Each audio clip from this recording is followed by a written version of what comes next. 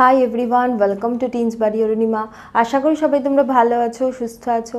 আজকে নবম শ্রেণীর পঞ্চম চ্যাপ্টারের পার্ট 3 নিয়ে আলোচনা হবে। আজকের আলোচ্য বিষয় হলো পরিযান, কমিউনিটি স্তর। এই কমিউনিটি স্তরের মধ্যে কী কী আন্তঃক্রিয়া আছে এগুলো নিয়ে আজকে আলোচনা হবে। প্রথমেই আসি সেটা হলো পরিযান বা মাইগ্রেশন। দেখো, কখনো কখনো কোনো জায়গায় কিছু ধরো প্রাণীরা বাস করে, কিন্তু সেই জায়গায় ধরো খাদ্যের কোনো খাদ্যের অভাবে হতে পারে, বা সেই জায়গার আবহাওয়ার জন্য হতে পারে, বা অন্যান্য খাদকের উপস্থিতির জন্য হতে পারে, সেই প্রাণীটা সেইখান থেকে অন্যত্র চলে যায়। সেইটাই হলো মাইগ্রেশন। ঠিক আছে, ধরো এইখানে বেশি ঠান্ডা পড়েছে, তাহলে কি হলো, এখান থেকে বেশ কিছু পাখি বা প্রাণী তারা অন্যত্র চলে গেল, অপেক্ষাকৃত গরম জায়গায় চলে গেল, সেইটা হলো মাইগ্রেশন। বা ধরো ঠান্ডার জায়গায়, যেখানে শীতকালে প্রচণ্ড ঠান্ডা পড়ে, সেই জায়গা থেকে প্রাণীরা আমাদের দেশে চলে এলো এবং এইখানে শীতকালটা কাটালো, তারপর আবার তারা ফিরে গেল, সেটাও মাইগ্রেশন। তার মানে মাইগ্রেশন কি হতে পারে, আমাদের এখান থেকে অন্যত্র চলে যাচ্ছে সেটাও হতে পারে, বা অন্যত্র অন্য কোথাকার প্রাণী আমাদের দেশে আসছে সেটাও হতে পারে। এই দুটোই হলো মাইগ্রেশন। এবার দেখো, বলছে বিভিন্ন কারণের জন্য জীব নিরাপদে বেঁচে থাকার তাগিদে অনেক সময় অন্যত্র জীব স্থানান্তর করে, তাকে বলছে পপুলেশন বিচলন বা পপুলেশন ডিসপোজাল। এটা ভালো করে পড়বে। পপুলেশন বিচলন কেন বলছে, কারণ একটা পপুলেশনের একটা অংশ চলাচল করছে, এক জায়গা থেকে অন্যত্র যাচ্ছে, সেইটাকেই বলছে পপুলেশন ডিসপোজাল। ঠিক আছে, যেমন হলো বিভিন্ন হাঁস পাখি এরা সাইবেরিয়া থেকে শীতকালে আমাদের দেশে চলে আসে। দেখবে আমাদের দেশে শীতকালে বেশ কিছু লেকের ধারে বা নির্দিষ্ট কোনো জায়গায় দেখা যায়, চিড়িয়াখানাতেও দেখা যায় যে বিভিন্ন রকমের পাখি আসে, এবং সেই পাখিগুলো কিন্তু আমাদের দেশে শীতকালটা কাটায়। এখানেই তারা নিজেদের সংখ্যা বৃদ্ধি করে, ডিম পাড়ে, সেখান থেকে নতুন যে বাচ্চা হয় এবং সেই বাচ্চা বড় হয়ে তাদের সমেত সেই সমস্ত নতুন পাখি সহ তারা আবার আগের অবস্থায় ফিরে যাচ্ছে। তাহলে সেইটাও হলো কিন্তু মাইগ্রেশন। এবার এই মাইগ্রেশনকে যদি আমরা দেখি, দুই রকম হতে পারে। একটা হলো এমিগ্রেশন আর একটা হলো ইমিগ্রেশন। এমিগ্রেশন সেটাকে বাংলা বলে প্রবাসন। প্রবাসন মানে বুঝতে পারছো, প্রবাসে চলে যাচ্ছে, সেখান থেকে প্রবাসন। ধরো আমাদের দেশের কোনো পাখি আছে যারা কি করছে, শীতকালে অন্যত্র চলে যাচ্ছে, অপেক্ষাকৃত গরম জায়গায় চলে যাচ্ছে, সেইটা হলো তোমার এমিগ্রেশন। এমিগ্রেশনের ফলে কোনো পপুলেশনের আকার কমে যায়। মানে ধরো একটা লেক, সে লেকের ধারে 100টা পাখি ছিল, কিন্তু ঠান্ডার জন্য কি হলো, 100টা পাখি থেকে ধরো 50টা পাখি রইলো আর বাকি 50টা চলে গেল, তাহলে পপুলেশনের আকার কি হলো, কমে গেল।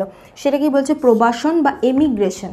ইংলিশ টার্মটাও পড়তে হবে, কারণ এখানে মাইগ্রেশন, ইমিগ্রেশন এগুলো জানতে হবে। ঠিক আছে, সবসময় বাংলা দিয়ে প্রশ্ন আসে না। তারপর হলো অভিবাসন বা ইমিগ্রেশন।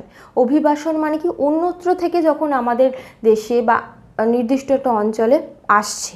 ঠিক আছে, মানে ধরো আমাদের দেশে সাইবেরিয়া থেকে যখন বিভিন্ন পাখি আসে শীতকালে, তারা এখানে আসে, এসে কি করে, তারা এখানে আসে, ডিম পাড়ে, নিজেদের সংখ্যা বৃদ্ধি করে, শীতকালটা কাটায়। এইটা হলো ইমিগ্রেশন। তার মানে বাইরে থেকে যখন পপুলেশনের মধ্যে আসছে সেটা হলো ইমিগ্রেশন, আর এখান থেকে যখন বেরিয়ে যাচ্ছে সেটা হলো এমিগ্রেশন। যখন বাইরে থেকে প্রাণী আসছে, তখন সেই জায়গার পপুলেশন কি হচ্ছে, বেড়ে যাচ্ছে, এর ফলে পপুলেশনের আকার বৃদ্ধি পায়। ঠিক আছে, তাহলে এই দুটোর মধ্যে পার্থক্য বোঝাতে পারলাম। এমিগ্রেশনে পপুলেশনের আকার কমে যাচ্ছে, ইমিগ্রেশনে পপুলেশনের আকার বেড়ে যাচ্ছে। এখন আসি পরের পয়েন্টে, সেটা হলো কমিউনিটি স্তর। দেখো, প্রথমে কি ছিল, প্রথম ছিল হলো একক জীব স্তর, তারপর সেখান থেকে অনেকগুলো একক জীব স্তর মিলে তৈরি হলো পপুলেশন স্তর। অনেকগুলো পপুলেশন স্তর মিলিত হয়ে তৈরি করে কমিউনিটি স্তর। মানে অনেকগুলো একটা নির্দিষ্ট জায়গায় অনেকগুলো পপুলেশন মিলে তৈরি করছে কমিউনিটি স্তর। ধরো একটা পুকুরের মধ্যে কিছু ফাইটোপ্ল্যাঙ্কটন রয়েছে, ফাইটোপ্ল্যাঙ্কটনের পপুলেশন, জুপ্ল্যাঙ্কটনের পপুলেশন, কিছু ধরো মাছের পপুলেশন, তার সাথে কিছু ধরো মোলাস্কার পপুলেশন, সমস্ত পপুলেশনটা মিলে তৈরি করছে ওই নির্দিষ্ট পুকুরের কমিউনিটি স্তর। তাহলে একটা কমিউনিটি স্তর মানে হলো বিভিন্ন পপুলেশনের সমষ্টি।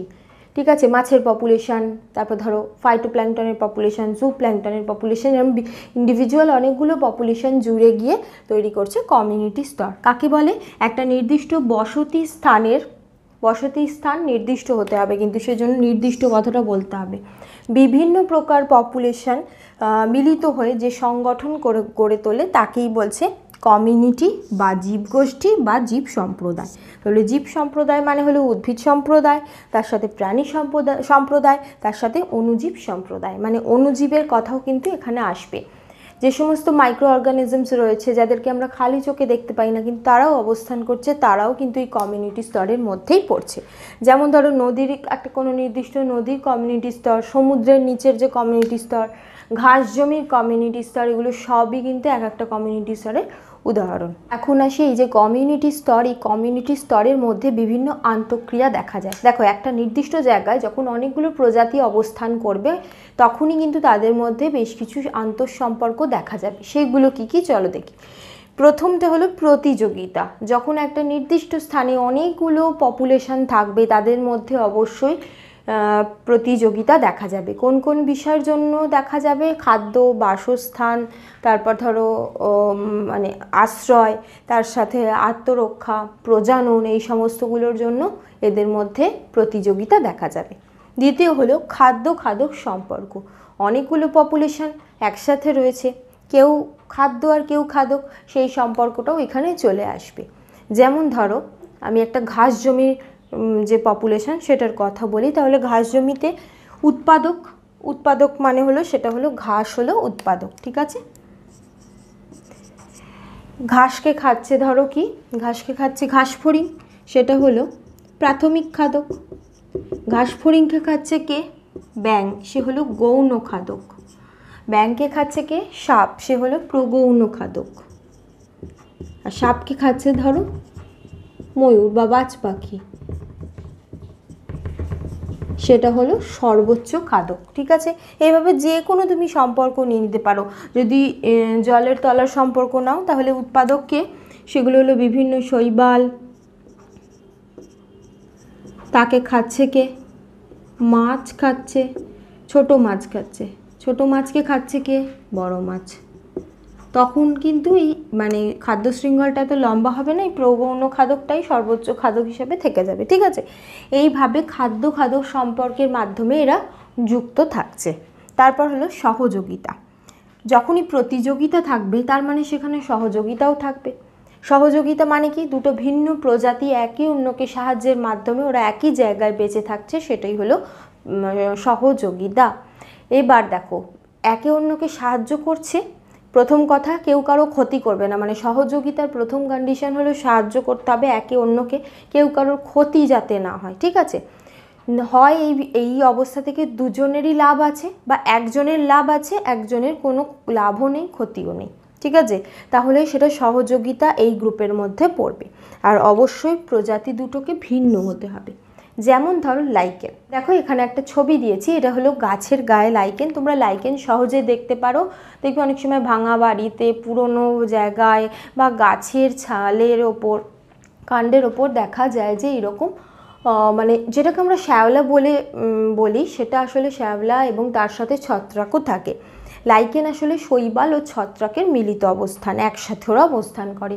শৈবাল খাদ্য তৈরি করে, সেই তৈরি খাদ্য ছত্রাককে দেয়, ছত্রাক জল শোষণ করে শৈবালকে জল দেয়, তার মানে একে অন্যকে সাহায্যের মাধ্যমে এরা বেঁচে আছে।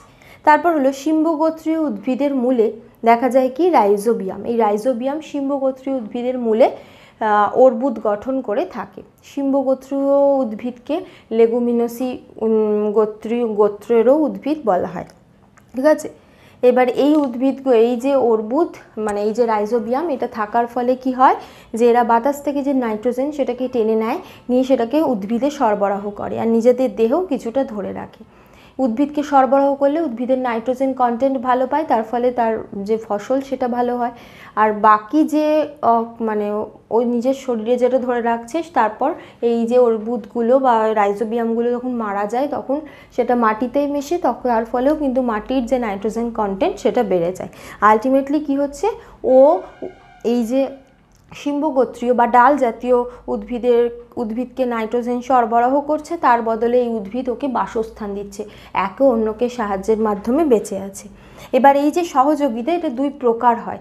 একটা হলো বাধ্যতামূলক সহাবস্থান, মানে ওদের অবশ্যই করে একসাথে থাকতে হবে, নয়তো বেঁচে থাকতে পারবে না। ইংলিশে সেটাকে বলে অব্লিগেট কোঅপারেশন, মানে একে অন্যকে সাহায্য করতেই হবে, নয়তো ওরা একা একা বেঁচে থাকতে পারে না। যেমন ধরো লাইকেন, শৈবাল ছত্রাক একসাথে থাকে, শৈবাল জল টেনে নিতে পারে না, এক্ষেত্রে ছত্রাক জল শোষণ করে শৈবালকে দেয়, আর শৈবাল খাদ্য তৈরি করে ছত্রাককে দেয়, কারণ ছত্রাকের দেহে ক্লোরোফিল না থাকায় ওরা খাদ্য তৈরি করতে পারে না। ঠিক আছে, লাইকেন। যেমন ধরো উই পোকা, ট্রাইকোনিম্ফা। উই পোকা কী করে, কি খায়, কাঠ খায়। কাঠে কি থাকে, সেলুলোজ থাকে। উই পোকা কিন্তু সেলুলোজ হজম করতে পারে না। উই পোকার এই যে পৌষ্টিক তন্ত্রের মধ্যে এই ট্রাইকোনিম্ফা নামক একটা প্রোটিস্টা থাকে, এটাই এই যে সেলুলোজ যেটা খায় সেটাকে হজম করতে সাহায্য করে। তাহলে কি হলো, উই পোকা ট্রাইকোনিম্ফাকে ওর শরীরে থাকার জন্য পারমিশন দিল, মানে আশ্রয় দিল, আর ট্রাইকোনিম্ফা ওর যে সেলুলোজটাকে হজম করে, ওই সেলুলোজটাকে হজম করে দিতে সাহায্য করলো। ঠিক আছে, শরীরে ডাইজেস্ট করে দিতে সাহায্য করলো। তাহলে এখানেও একে অন্যকে সাহায্যের মাধ্যমে বেঁচে আছে, এরা একে অন্যকে ছাড়া বেঁচে থাকতে পারবে না। ঠিক আছে, আরেকটা হলো স্ব-ইচ্ছাগত সহাবস্থান, মানে ফেসিলিটেটিভ কোঅপারেশন, মানে ইচ্ছা করছে সেই জন্যই মানে সাহায্য করছে, সাহায্য ছাড়াও বেঁচে থাকতে পারে কিন্তু স্ব ইচ্ছায় সাহায্য করছে, এরকম।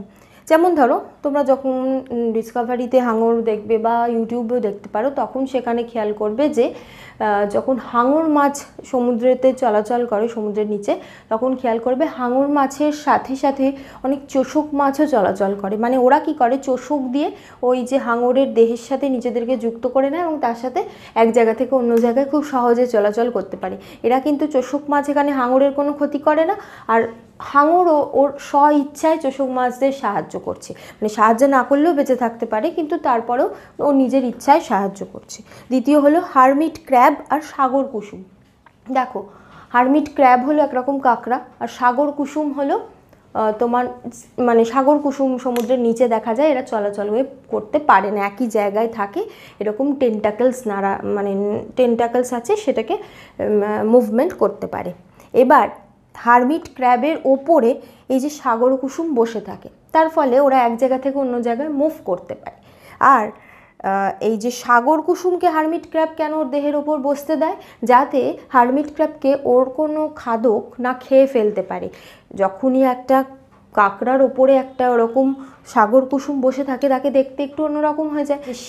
শিকারকে, মানে এই যে হারমিট ক্র্যাব যাদের শিকার, তারা চিনতে পারে না সহজে, সেই জন্য হারমিট ক্র্যাব নিজেকে রক্ষা করার জন্য ওর দেহের ওপর সাগর কুসুমকে বসায়। আর সাগর কুসুম এক জায়গা থেকে অন্য জায়গায় খাদ্য সন্ধানের উদ্দেশ্যে, মানে খাদ্য যাতে বেশি পরিমাণ পেতে পারে বা খাদ্য খোঁজার সুবিধার্থে ওর এক জায়গা থেকে অন্য জায়গায় নড়াচড়া করে এই হারমিট ক্র্যাবের ওপর বসে। তাহলে এক্ষেত্রে দেখো, দুজনে দুজনকে ছাড়াও বেঁচে থাকতে পারে, কিন্তু দুজনে দুজনকে সাহায্য করছে, সেটা ওদের স্ব ইচ্ছায়, যাতে মানে সাহায্য ছাড়াও বেঁচে থাকতে পারে, সাহায্য নিয়েও বেঁচে থাকতে পারে। ঠিক আছে, এখন আসি পরজীবিতা। এটা হলো কমিউনিটি স্তরের আন্তঃক্রিয়ার একদম শেষ যে সম্পর্ক। এটা হলো পরজীবিতা, মানে কি, সেটা হলো দুটো প্রাণী, দুটো প্রজাতির প্রাণী একে অন্যের সাথে রয়েছে এবং একটা অন্যের ক্ষতি সাধন করছে, নিয়ে নিজে বেঁচে আছে, সেটাই হলো পরজীবিতা। পরজীবিতার ক্ষেত্রে দেখা যায় দুটো জিনিস, একটা হলো পোষক আর একটা হলো পরজীবী। পোষক মানে যে পোষণ করছে, যার শরীরে রয়েছে, সেটা হলো পোষক, আর যে রয়েছে, যে সেই প্রাণীটার থেকে পুষ্টিরস নিচ্ছে কিন্তু তার ক্ষতি সাধন করছে, সে হলো পরজীবী। যেমন ধরো দেখবে অনেক সময় যে কুকুরদের গায়ে এঁটুলি হয়, এঁটুলি কুকুরের গায়ে রয়েছে, তাহলে এঁটুলি হলো পরজীবী আর পোষক হলো কুকুর। ঠিক আছে, এবার দেখো তাহলে পরজীবী কোনটা, যে নির্ভরশীল, আর পোষক হলো যার ওপর নির্ভরশীল, মানে যার থেকে সে পুষ্টি নিচ্ছে। যেমন ধরো উদ্ভিদের ক্ষেত্রে দেখা যায়, সেটা হলো স্বর্ণলতা উদ্ভিদ নিজেরা কিন্তু মানে পুষ্টিরস শোষণ করতে পারে না, অন্যান্য উদ্ভিদের থেকে পুষ্টিরস শোষণ করে এবং যে চার থেকেই নেয় সেই উদ্ভিদের কিন্তু ক্ষতি সাধন করে, সেই উদ্ভিদটা আস্তে আস্তে মারা যায়। তারপর হলো মানুষের শরীরে অনেক সময় গোল কৃমি হয়, যেটাকে বলে অ্যাসকারিস। এইটা কি করে, আমাদের শরীরের যে অন্ত্রে থাকে এবং মানুষের থেকে পুষ্টিরস শোষণ করে নেয় এবং মানুষটাকে রোগগ্রস্ত করে দেয়। এই যে পরজীবীটা এটা প্রধানত দুই প্রকার হয়, একটা বহিঃপরজীবী মানে দেহের বাইরে অবস্থান করছে, অন্তঃপরজীবী মানে দেহের ভিতরে অবস্থান করছে। দেহের বাইরে মানে কি দেহ সংলগ্ন হয়ে রয়েছে কিন্তু দেহের ভিতরে নেই, ঠিক আছে। যেমন ধরো অনেক সময় অনেকের মাথায় উকুন হয়, সেটা হলো বহিঃপরজীবী, মানে দেহের সাথে সংলগ্ন রয়েছে কিন্তু দেহের বাইরে রয়েছে, আমাদের দেহের ভিতরে নেই। আবার অন্তঃপরজীবী যেমন ধরো যে কোনো রকম কৃমি যেগুলো বাচ্চাদের ক্ষেত্রে হয়, তারপর ধরো যে কোনো রকম ম্যালেরিয়ার জীবাণু, তোমার আমাশার জীবাণু, এগুলো সব আমাদের কোথায় থাকে, অন্ত্রে, লিভারে, এই সমস্ত জায়গায় থাকে, এগুলো হলো অন্তঃপরজীবী। ওই পরজীবী যেমন বললাম মুকুন, এঁটুলি, এগুলো আমাদের দেহের বাইরে অবস্থান করে কিন্তু সেইখান থেকে পুষ্টিরস টেনে নেয়। আর অন্তঃপরজীবী কি, যেমন ধরো এরা আমাদের শরীরের ভিতরে অবস্থান করে, অনগুলো আমাদের অন্ত্রে অবস্থান করে এবং এগুলো আমাদের শরীর থেকে যে পুষ্টিরস সেটা টেনে নেয়। অ্যান্টামিবা, প্লাজমোডিয়াম, তারপর ধরো টিনিয়া সোলিয়াম, অ্যাসকারিস লুম্ব্রিকয়েডিস, মানে ফিতাকৃমি, গোলকৃমি, এই সমস্ত কৃমিগুলো আমাদের অন্ত্রে অবস্থান করছে, সেগুলো হলো অন্তঃপরজীবী। এবার এই যে পরজীবীর বেশ কিছু বৈশিষ্ট্য আছে। পরজীবী ক্ষেত্রে যে পরজীবীটা সেটা কিন্তু আকারে ছোট হবে পোষকের থেকে। কখনো এরকম দেখেছো পোষকের থেকে পরজীবীর আকার বড়? সেটা হয় না। দ্বিতীয় হলো এই যে মানে তোমার অনেক সময় কি হয়, পোষকের দেহ থেকে এমন কিছু ক্ষরণ হয় যেটা পরজীবীকে মেরে দেয়, সাধারণ মানে স্বাভাবিকভাবেই তৈরি হয় যেটা মেরে দেয়। আবার এই পরজীবী পোষকের দেহে গিয়ে যে রোগ সৃষ্টি করে সেটাকে বলে প্যাথোজেন। পয়েন্ট হলে পোষক আর পরজীবী সর্বদা ভিন্ন প্রজাতির হবে, একই প্রজাতির হবে না। এইখান থেকে একটা প্রশ্ন আসে যে দেখো যখন কারোর শরীরে পরজীবী অবস্থান করে সেটা পোষকের দেহ থেকে পুষ্টিরস টেনে নেয়, আবার যখন একটা শিশুও মায়ের গর্ভে বৃদ্ধি পায় সেও কিন্তু মায়ের দেহ থেকে পুষ্টিরস নিয়ে নেয়। তাহলে শিশুটাকে কেন আমরা সেই মায়ের পরজীবী বলবো না? সেটার এগেনস্টে একটাই উত্তর হবে, সেটা হলো যেহেতু মা এবং সেই শিশু দুজনেই একই প্রজাতিভুক্ত, সেই জন্য কখনোই আমরা সেটাকে পরজীবী বলতে পারবো না, ঠিক আছে। তাহলে পরজীবী, পোষক এবং পরজীবী এই সম্পর্কটা অবশ্যই হবে ভিন্ন প্রজাতির মধ্যে, দুটো আলাদা আলাদা প্রজাতি হতে হবে। একই প্রজাতির মধ্যে হলে কিন্তু সেটাকে পরজীবী বলে না। আর তারপরের যে পরজীবীর বৈশিষ্ট্য সেটা হলো পরজীবী সর্বদাই পোষকের থেকে পুষ্টি নেয় কিন্তু পোষকের ক্ষতি সাধন করে, ঠিক আছে। তাহলে অনেক সময় পরজীবীর বৈশিষ্ট্য লিখতে দেয়, তখন এই বৈশিষ্ট্যগুলো লিখতে হবে। আশা করি তোমরা বুঝতে পেরেছো। আজ এই পর্যন্তই। তোমাদের যদি কোনো প্রশ্ন থাকে কমেন্ট করো, আর তোমরা এই ভিডিওটাকে লাইক করো, বন্ধুদের মধ্যে শেয়ার করে দিও, আর সাবস্ক্রাইব করো। দেখো সাবস্ক্রাইবের পাশে একটা বেল বাটন আছে, ওটাও ক্লিক করে দিও, তাতে আমি যখনই কোনো নতুন ভিডিও দেবো তার ইনস্ট্যান্ট নোটিফিকেশান তোমরা পেয়ে যাবে। Thank you.